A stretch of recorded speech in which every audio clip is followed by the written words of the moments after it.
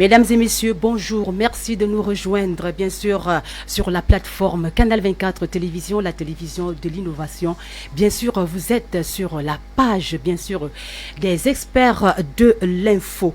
Les experts de l'info analysent les faits sociaux, analysent et décryptent bien même plus. Aujourd'hui, nous abordons un thème aussi fascinant, un thème qui bien sûr, s'en parle dans les foyers, à travers les amis et pourquoi pas au-delà, c'est-à-dire le foyer. Et le thème qui vous est proposé en ce jour, bien sûr, comment garder son homme, comment garder son homme.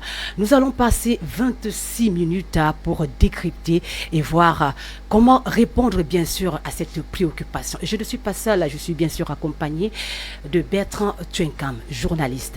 Bonjour et bienvenue sur cette page. Merci, bonjour également à toi Sandrine Omba, bonjour à l'endroit des Kidam, des Rastaquaires et des Tantampions qui regardent Canal 24 télévision. Merci de m'avoir convié à ce Rififi.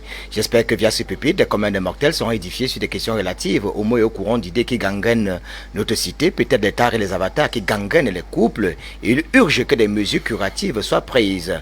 J'espère que le torchon boulera et que le Rubicon sera franchi sur des questions relatives. Alors nous ne sommes pas que deux, hein. Nous avons également Serge Tchakou. Bienvenue et surtout bonjour. Bonjour Sandrine, bonjour à tous les téléspectateurs de Canal 24, bonjour à tous ceux qui suivent ce programme. Bonjour Bertrand. Bonjour. J'espère qu'on sera à la hauteur. Alors la question ne se pose plus autant pour nous, elle est braquée devant vous. Comment garder son homme? Alors Bertrand Tchenkam, nous aimerons comprendre cette expression ou bien cette notion, comment garder son homme selon vous.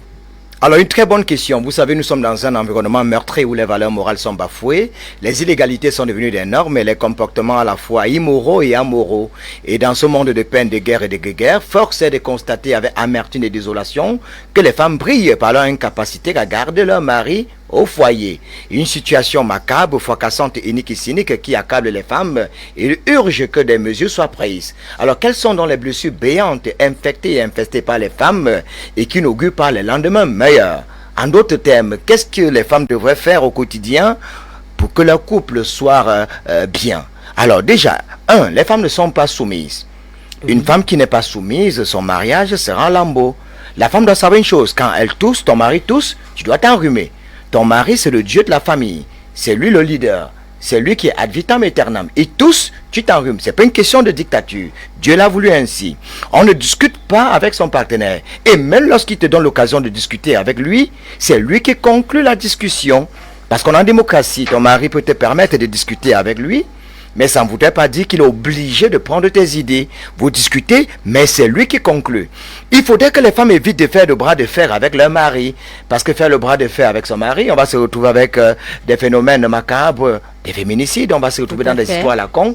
Il va te rouer de coups et te bâtonner comme un enfant. Je suis contre les féminicides, contre les violences à l'endroit des femmes. Mais il faudrait que les femmes sachent une chose. On ne fait pas le bras de fer avec son homme. Il faut éviter d'offenser son mari. Parce que c'est tout ça là qui entre dans la soumission. Donc quand je parle de soumission, ton mari tousse, tu t'enrhumes. Tu discutes avec ton mari, c'est lui qui conclut. Tu ne fais pas de bras de fer avec ton mari. Tu considères ton mari comme Dieu. Et Dieu, il ne faut pas l'offenser. Les femmes aujourd'hui devraient entretenir leur mari. Elles sont nombreuses qui ne le font pas. L'homme, c'est le ventre et le bas-ventre. Donner à manger à son mari. Alors Bertrand, avant d'en arriver au niveau, vous voulez déjà percer l'accès. Je voudrais que Serge Tchakou réagisse, bien sûr. Vous allez parler de soumission tout à l'heure. Quand on fait référence à la tradition chrétienne, cela revient, je crois que dans la lettre de Saint Paul, femme, soumets-toi à ton mari. Alors, quelle est votre appréciation selon ce verset biblique? Oui, tout à fait. Femme, soumets-toi à ton mari. C'est une apalissade parce que de plus en plus, on observe dans notre société des cas où les femmes pensent qu'elles peuvent prendre la place de l'homme. Et vous savez, même en physique, il y a un principe qui est clair. Les corps de même nature vont se repousser. Les corps de nature différentes vont s'attirer. Alors si moi j'ai l'impression que je suis à la maison avec mon égal, non, je ne serai pas dans ma peau. Et même en géographie, il y a un principe qui est clair. Pour dominer la nature, il faut lui obéir. C'est-à-dire, si les femmes ne prennent pas en considération ce principe-là, savoir que mon homme, il est là, tant qu'il n'est pas roi, je ne suis pas reine. tant qu'il n'est pas, tant qu'il ne fait pas jour, je n'aurai pas la nuit. Donc, il y a tellement de choses dans notre environnement que nous devrons comprendre, que nous devons inculquer à nos jeunes sœurs, à nos filles, de se dire, bon voilà, dans la maison, le patron, le chef, c'est l'homme.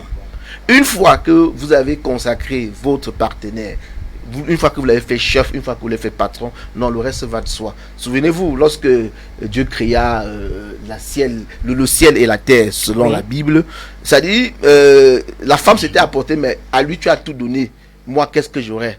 Dieu a dit, ma fille, ne te dérange pas, tout ce qui est à lui t'appartient. Et maintenant, il y a une condition. Si tu n'arrives pas à faire de cet homme-là, qui va désormais te faire reine, la réalité, c'est que ça sera très, très compliqué. Et de plus en plus, on observe dans notre société des dérives qui vont dans ce sens. Les femmes qui ne veulent plus rester femmes. On a même créé une journée d'égalité des femmes entre les hommes. Il n'y a pas égalité. La femme, c'est elle qui accouche. On ne pourra même pas avoir égalité entre l'homme et la femme. Pas pour dire que l'un est... c'est un système dans lequel les deux partenaires doivent se complémenter. L'un ne peut pas jouer le rôle de l'autre et vice-versa. Et vice-versa. Mais on se rappelle que le 8 mars dernier, le thème était relatif, bien sûr, à la justice et au droit. On se rend compte que les femmes ne connaissent même pas leurs droits. Et que le législateur est un homme. Il a écrit les textes de loi en faveur des hommes. Raison pour laquelle peut-être aujourd'hui il y a l'émancipation de la femme. On fait peut-être la journée internationale comme on vient tantôt de l'énumérer. Ne pensez-vous pas que le législateur a beaucoup à faire? Parce que la femme est prise non seulement sur le prisme de la soumission, mais également elle a été mise au niveau de, disons ça, inférieur par rapport à l'homme. Non, écoutez, je crois qu'on n'invente rien. On n'invente rien. On a trouvé un monde avec ses lois et ses règlements qui fonctionnaient déjà. Et lorsque nous parlons de ces lois-là, tenons d'abord compte de nos contextes. Vous ne prenez pas une loi qui s'applique aux États-Unis pour venir l'appliquer au Cameroun, ça ne marche pas.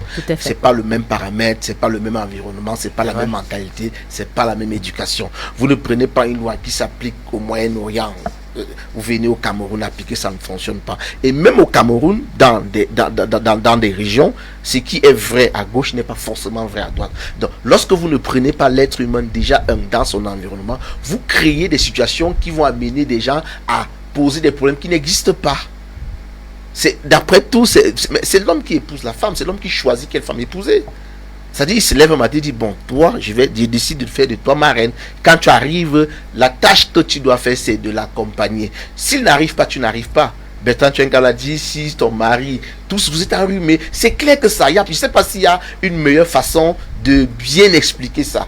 Mais le truc aussi avec quoi, c'est que dans nos environnements, on a créé des faux concepts. C'est-à-dire, vous avez on les appelle en Europe, elles sont très développées. Les féministes. Qui vous dit que la femme peut être l'égale de l'homme? C'est pas possible. Même si nous entrons dans la Bible, l'homme a vu le jour avant la femme. Oui. L'homme a vu le jour avant la femme. Et Dieu ayant constaté que l'homme a besoin d'un être semblable pour l'accompagner, qu'il a créé. C'est-à-dire que le Créateur, dans sa pensée au tout début, n'avait pas prévu la femme. C'est quand comme toute œuvre humaine n'est pas parfaite, il a dit non, qu'est-ce qu'il faut faire pour que cet homme puisse profiter de toute la nature et de toute la terre qui est créée? C'est à ce moment qu'il l'associe à l'homme une femme.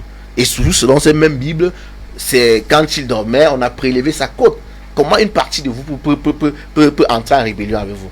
Mais le truc, c'est que de plus en plus, on observe des jeunes femmes qui ne se marient pas. Oui. Qui n'ont pas preneur, c'est-à-dire elles sont là, elles sont bien belles, elles sont jolies, elles ont tous les moyens du monde, mais elles sont seules. Elles sont seules et ça n'interpelle personne. Mais l'expansion démographique montre que les femmes sont plus nombreuses que les hommes. Non, laissons l'expansion démographique. C'est ce qu'on veut dire lorsqu'on veut tromper les gens. Ah bon? Moi, c'est-à-dire, je parle d'abord de la condition de la femme. Vous voyez? C'est-à-dire, si vous êtes 1000, vous pouvez vous débrouiller en sorte que toutes les 1000 réussissent à se caser quelque part. Mais le plus souvent, qu'est-ce qu'on observe de nos jours? Qu'est-ce qu'on observe de nos jours? Le plus souvent, des relations, c'est quoi? Je veux faire comme tel. Je veux prouver ceci. C'est-à-dire, la base même fondamentale de l'union n'est pas le plus souvent ce qui a provoqué votre union. Je veux faire comme tel. Je veux faire comme ceci. Je veux faire comme ça. Et on observe aussi ce phénomène-là où les hommes, lorsqu'ils sont encore en train de se chercher, comme on dit souvent, le plus souvent ils sont boudins. Hein. Le plus souvent ils sont boudés. Ça dit on va essayer de regarder, il touche combien, il est venu avec quelle marque de voiture, il a quelle marque de téléphone. Est-ce que on oublie que l'homme doit se bâtir, l'homme doit se former. Et si un homme reste dans une condition pareille, c'est-à-dire où il sait qu'il n'est pas le premier choix, comme on dit souvent, il sait qu'il est boudé. Non là, s'il reste c'est parce qu'il veut se venger. Alors, Bertrand, à entendre Serge, ça veut dire que notre société est patriarcale maintenant.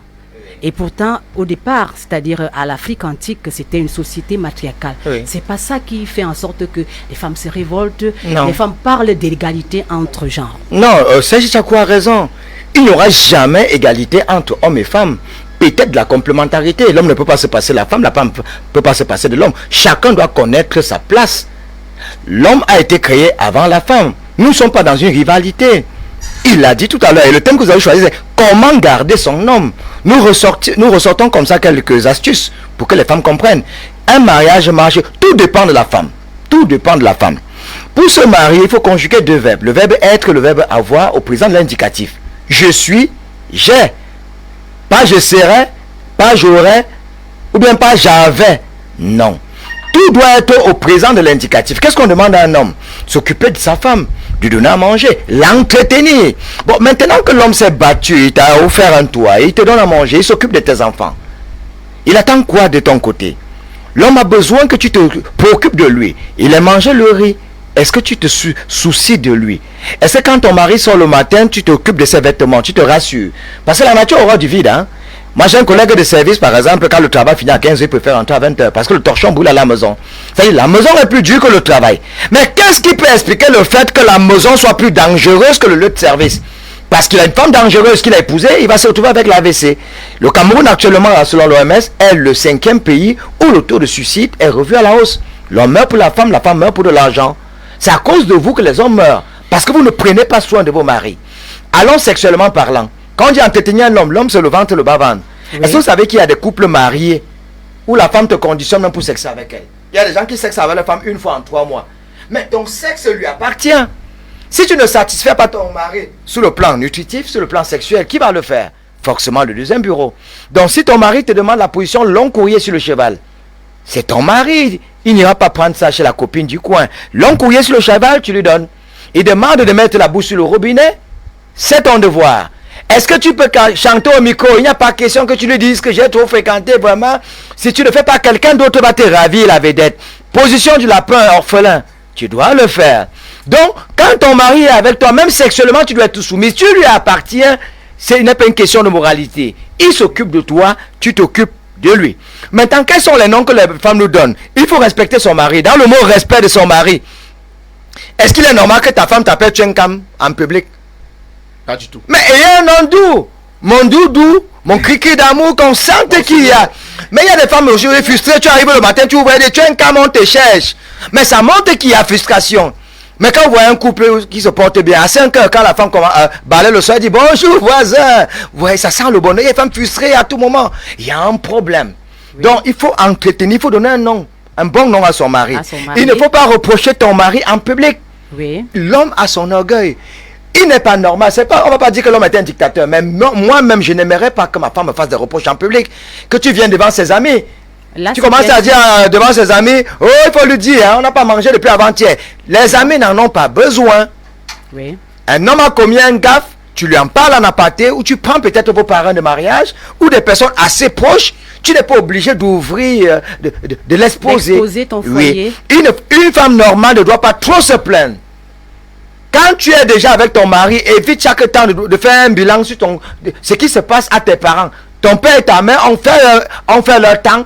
Il serait incongru aujourd'hui que tu dis à ta maman qu'avant on a mangé le taro, hier on a mangé le riz sambunga. L'autre jour il a même découché. Tu es en train d'exposer ton mari. Une femme normale doit protéger son mari. Mais quand on dit protéger son mari, ça ne veut pas dire que si tu tabasses, il ferme tes yeux, tu dois le protéger. Non. Il y a ce qu'on dit et ce qu'on ne dit pas. Oui, parce que je suis contre le fait qu'on puisse te rouer de coups, qu'on puisse te tabasser, que ton téléphone soit cloné, tu gardes ça pour toi. Non, la mort peut en suivre. Mais, quand même, pour des petites choses où on a mangé le riz sauté cette semaine, tu n'as pas besoin d'en parler au quotidien. Il faut donner l'enfant à ton mari. Oui. Parce qu'un couple sans enfant est une rivière sans eau qui coule vers une ritournelle du désespoir. S'il n'y a pas d'enfant dans un couple, je vous assure, c'est le plus grave problème. Il y a des femmes aujourd'hui qui partent à l'hôpital, elles mettent elles s'injectent. Si tu aimes un homme, fais-lui les enfants. Parce que c'est le plus grand bonheur dans un couple.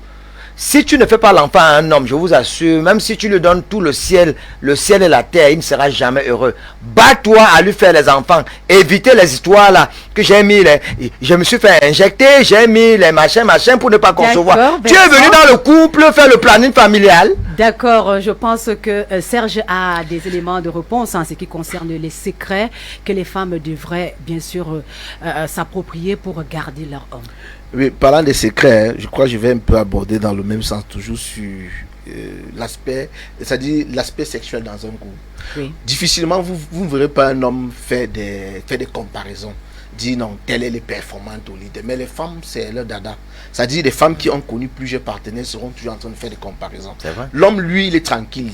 Quand il rencontre, il sait que bon, celle-ci là, mais vous ne verrez pas des hommes se lever et dire non, celle-ci elle est plus performante que telle. Or, les femmes qui ont collecté là, c'est-à-dire vous avez collecté, vous êtes tombé sur quelqu'un qui décide de faire de votre Les femmes gâtées. Vous venez faire le challenge. Non, lui, il ne fait pas 4 coups, il ne fait pas 10 coups. Pourtant, l'homme de truie, sa force, c'est un coup, c'est 2 coups. À vous de vous adapter à sa nouvelle force. Et quand vous êtes dans cet esprit-là d'essayer de le challenger à ceux que vous avez connus, tout de suite, ça le frustre. Il va même mourir avant le temps. Le pauvre est frustré, il se dit, mais finalement, je suis quoi? Je suis le dindon de la vague. Or, si vous acceptez cet homme, et quand vous regardez même le phénomène de faiblesse sexuelle, la baisse des régimes, j'ai rencontré des cas où, c'est-à-dire, la femme frustre son partenaire. Oui.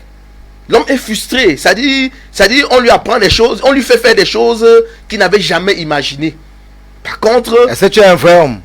Justement, des mots comme ça, est-ce que tu es un vrai homme? Ça déstabilise. Ça déstabilise. Bien sûr. Est-ce que tu es un vrai homme? Est-ce que tu marches même? Est-ce que vous ne verrez jamais un homme stigmatiser une femme dans ce sens-là? Moi, je suis un homme, tu me dis ça, je m'en fais. Maintenant, à côté, il y a le respect. Quand on parle du respect, c'est dans tous les sens du terme.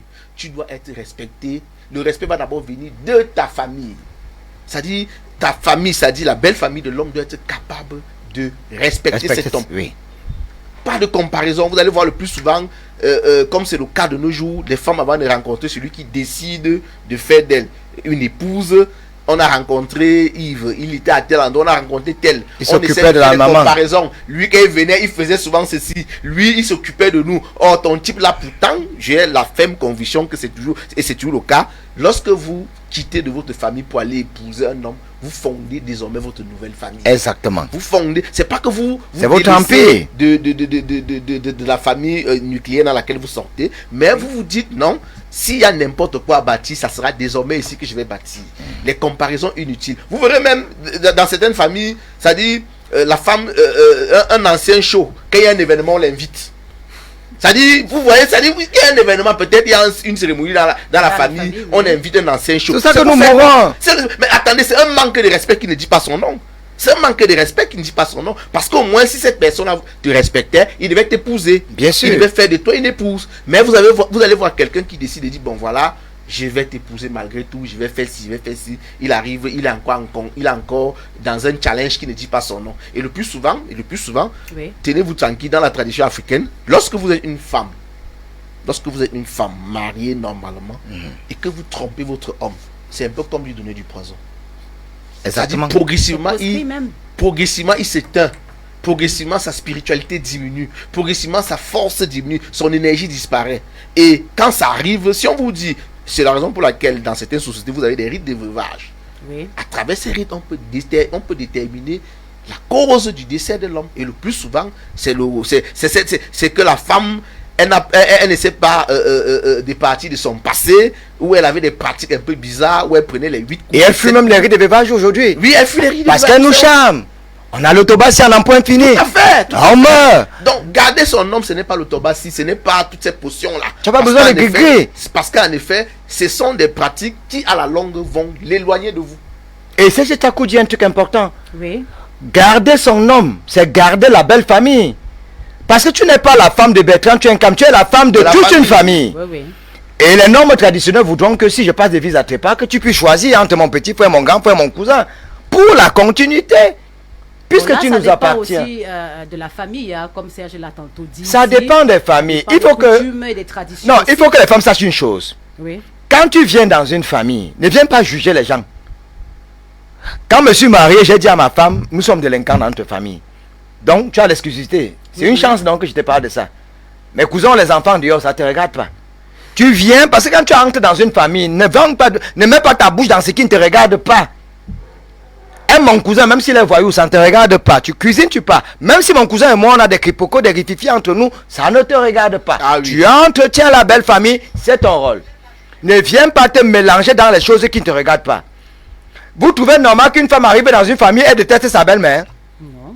Moi, je t'ai aimé, je t'épouse, tu arrives, tu dis que ta mère pour arriver ici, il faut qu'elle demande mon avis. Hein. Ta soeur là, elle n'est même pas mariée, elle vend le piment. Mais tu savais qu'on était comme ça, pourquoi tu m'as accepté? Le plus souvent, voici les expressions. Oui. Ma famille, c'est mon mari, mes enfants et moi. Ma famille, c'est mon mari, mes enfants et moi. Vous oubliez parfois que lorsqu'il Oui. y a des situations pour lesquelles c'est les oncles qui interviennent. Oui. C'est les cousins qui interviennent. C'est la Tout à famille fait. qui intervient. Je prends l'exemple, vous avez une fille qui doit aller à mariage. Vous voyez que les qui arrangent le mariage. C'est les hommes. C'est la grande famille, La les grande gangs. La famille. Il y Alors- a des situations pour lesquelles, Voilà. si la grande famille ne parle pas, rien ne se fait. Rien Alors ne imagine sera que fait. tu sois une femme. Tu détestais ta belle-sœur. Tu détestais ta belle-mère. Tu détestais ton beau-oncle. Maintenant que ta fille veut se marier, vous savez que généralement même ta propre fille se marie, tu n'as rien à dire, non? Tu n'as rien à dire. Parfois même le père géniteur n'a rien à dire. C'est ceux-là que tu détestais. Parce qu'il faudrait que les femmes qui nous regardent sachent une chose. Le bonheur et le malheur de la famille incombent à la femme. Quand tu arrives dans une famille, une bonne femme unit les frères. Une bonne femme ne vient pas créer la zizanie. Elle ne vient pas mettre le sel dans la marmite. Quand tu arrives dans une famille où il y a des gens ne s'entendent pas, tu dois plutôt recoller les morceaux au lieu de créer la division. Ne viens pas faire la guerre avec les belles-sœurs. Ne viens pas créer la zizanie avec ta belle-mère. Il y a des femmes qui vont jusqu'à dire qu'en dehors de mon mari, je m'en fous de ma belle-mère. Non! Une belle-mère est capable de tout pour son fils. La mère de Bertrand Tchenka. Est-ce que vous savez qu'une mère peut m'aller dans le Gambie pour gâter votre mariage? Et quand elle parle, ça marche. Bien sûr, ne vous amusez jamais avec votre belle-mère. Sandrine en bas, moi je conseillerais les femmes. Oui. Il est mieux d'être dans une famille, dans une belle famille qu'on t'aime, que d'aller dans une belle famille où personne ne t'aime. Si un homme t'aime et que dans sa famille personne ne t'aime, sache que ton mariage ne va jamais marcher. Parce que le mariage, c'est pas deux personnes, c'est deux familles. Si les deux familles ne s'accordent pas, allez signer les papiers, vous allez être maudits. Mais de toute façon, ça reste des Il y papiers. aura des problèmes. Ça reste des papiers. Ça reste des justement. papiers. Oui. La Est-ce que vous savez que mort, même c'est lors la des rites de famille. veuvage, on gâte même les femmes? Il y a des gens qui tordent le doigt. Tu n'entretiens pas ta belle-mère. Tu n'entretiens... Pour que... On parle bien. Comment garder son homme, non? Tout à fait. Vous croyez que la mère de Bertrand Tchenkam, sachant que ma femme l'entretient correctement et bien, tu peux mal parler de ta femme à ta mère? Non, non, non, non, c'est pas possible. C'est pas possible. Même pas. Il y a un proverbe, bien sûr, africain qui dit là où règne l'entente, la maison ne tombe jamais. Et pour la petite Il faut donner à manger à la belle famille. Il ne faut pas être Ah chiche. oui. Et pour Quand la tu as petite épousé histoire. un homme, le 8 mars, sache que tu as deux mamans. C'est vice-versa. Hein? Voilà. C'est vice-versa. Si tu veux donner peut-être le tissu à ta mère, tu donnes aussi à ta belle-mère. Oui. Que ce soit l'homme ou la femme, il faut savoir qu'on a deux parents. Donc un homme qui est marié doit savoir que ma belle-mère c'est ma maman. J'ai deux mamans, ma mère. Mais ce qui dérange les femmes aujourd'hui, pourquoi ça ne marche pas? Elle ne pense qu'à sa famille. Elle travaille son argent, elle pense à son père, sa mère. C'est comme tu étais son bout, comme on dit sur au quartier. C'est-à-dire que c'est comme tu étais bête. Elle t'organise. Oui, Elle soit en train elle de ne vous s'occupe pas organiser. de ta soeur. Est-ce que vous savez qu'on peut vous détester juste pour l'affaire de manger? Je sais, on le sait. Ton beau-frère arrive à la maison, tu appelles ton mari, je fais comment? Donc si ton mari ne donne pas sa caution, tu vas pas aller lui faire des œufs et tout et tout et tout. Bon, Elle commence là, à se ça dépend plaindre. aussi des Oh. couples. Hein. Là, ça dépend aussi des couples. Parce qu'il ne faut pas aussi oublier qu'il y a des hommes avares. Comme l'exemple que tu viens de prendre. Là, il y a des hommes Non, avares. nous sommes dans des situations, nous sommes dans Voilà. des conditions. Maintenant, nous sommes dans normales des où tout se conditions passe normales. Dans le bon sens. Oui, dans Est-ce que le vous bon trouvez sens. normal que ton oncle arrive, ton beau-oncle arrive chez toi? Tu lui offres pas à boire parce que ton mari n'a pas laissé de l'argent. Est-ce que vous savez qu'un couple normal, quand la belle famille arrive, on fait semblant comme si on causait. Les gens là partent, on dit qu'on est à quel point? Ne me parle plus. Pour la petite histoire, ça c'est une histoire de ma propre famille. Oui. Mon grand-père, au moment où son grand frère devait prendre une épouse, c'est-à-dire il avait le choix entre trois femmes.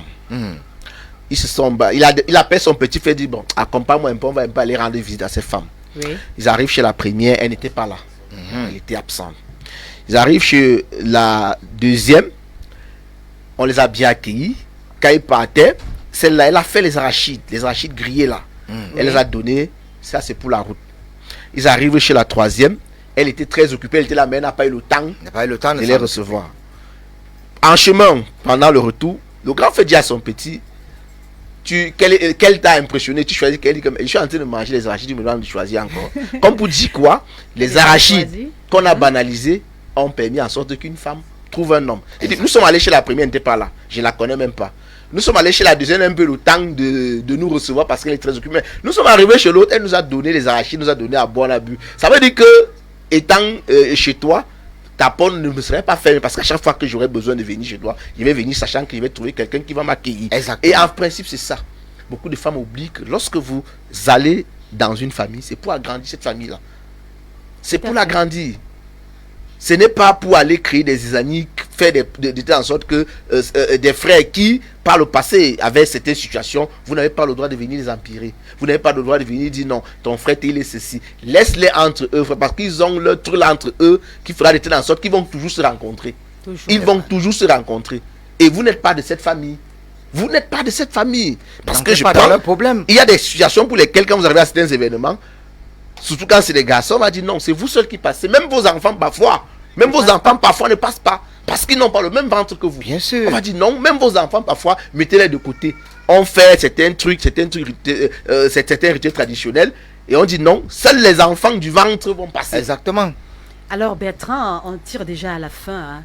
Quel, disons, conseil que vous pouvez donner, bien sûr, à ces femmes-là qui nous regardent? Alors, les femmes qui nous regardent, quand vous avez décidé de vous marier, parce que dans le mariage, il y a mari-âge. L'âge de se marier. Oui. L'âge n'est pas que physique. L'âge est psychologique. L'âge est moral. L'âge est intellectuel. Une femme peut être mature à 20 ans, c'est Tchakou. Mais l'autre est immature à 40 ans. Le mariage est une école de vie. Une femme qui va en mariage, étudiez toujours votre partenaire avant de vous engager. Quel est son CV spirituel? Le monsieur que vous épousez, est-ce que son père et sa mère ont résisté dans le mariage? Est-ce que son père tabassait sa mère? La même façon que son père se comportait avec sa mère, c'est comme ça que lui aussi va se comporter avec sa mère. Est-ce que ce monsieur, si lui, il aime d'abord sa maman? Quel est son passé? Quand vous allez aussi dans une famille, étudier la femme, est-ce que la maman est restée dans le mariage? Est-ce que la grand-mère est restée dans le mariage? Quelles sont ses dettes karmiques? Quelles sont même leurs tailles et avatars? Qui est-elle? Pourquoi est-ce que sa nièce est bête, pour ne pas dire qu'elle ne comprend rien? Pourquoi est-ce qu'il y a des personnes tortores dans cette famille? Le mariage s'étudie physiquement et mystiquement. Maintenant que nous sommes ensemble, quel est le projet? On ne va pas dans le mariage pour se plaindre. Quand on commence à se plaindre, ça veut dire qu'on a fauté le départ. Le mariage est plus mystique que physique. Et l'amour seul ne compte pas dans le mariage. Hein. C'est-à-dire l'amour, c'est à 50%. L'idéal dans la vie, c'est d'être avec quelqu'un qu'on aime. Mais il faut savoir qu'on peut s'aimer physiquement. Et même la nature nous sépare. Ma mère est allée en mariage comme un colis. Quand on dit un colis, ça veut dire qu'on la prend, on vous met en compte, on dit c'est ton mari. Hein. Elle a 50 ans de vie. Elle n'a jamais fui mon père. Mais pourquoi est-ce qu'aujourd'hui, nous qui avons fait 5 ans de concubinage et 10 ans de concubinage, on réussit à divorcer? C'est parce qu'on a cru se connaître, on ne se connaissait pas. Étudions le mariage et écoutons aussi les autres. D'accord, étudions le mariage et écoutons les autres. C'est-à-dire écouter les autres, ça veut dire que ton père donne son avis, ta mère donne son avis, ta soeur donne son avis. On conclut? Donc, la conclusion, c'est que nous devons d'abord rester africains. Oui. Les concepts importés, oui, mais à un certain moment, ça va faire le tri. Ça va vraiment dire, bon, ceci, je peux l'adopter, ça, non. Parce que de plus en plus, on observe dans notre société les femmes qui pensent qu'elles sont l'égale des hommes. Ce n'est pas le cas. La femme ne peut en aucun cas jamais être égale à un homme. Non, c'est pas possible. Une fois que nos jeunes sœurs, nos filles auront compris ça, je crois que c'est le début de la sagesse et elles seront facilement mariables. Évitez les mariages bling bling. Les trucs qu'on fait pour montrer aussi. Pour impressionner. J'ai fait, moi aussi je vais faire. Non. Parce que ces choses-là, parfois, c'est la bénédiction divine. C'est Dieu qui donne. Vous voyez? Et chaque fruit mûrit à son moment donné. Ce n'est pas parce que vous êtes tous sur un même arbre que vous allez tous mûrir le même jour. Il y a des fruits qui vont mûrir dès le début de la saison, d'autres vont mûrir au milieu de la saison, et d'autres vont attendre jusqu'à la fin de saison. Une fois que vous avez intégré ça, vous n'allez plus vous stresser et les choses viendront normalement. Alors les choses viendront normalement. J'espère que, chères dames, vous avez suivi les conseils de Serge Tchakou et bien sûr de Bertrand Tchenkam sur comment le thème qui était proposé, comment garder son homme. On y reviendra certainement pour en parler d'autres choses. Restez toujours fidèles parce que les experts de l'info, c'est vous, c'est nous. Et on vous dit, soyez scotchés sur Canal 24 Télévision. On se dit à tout de suite.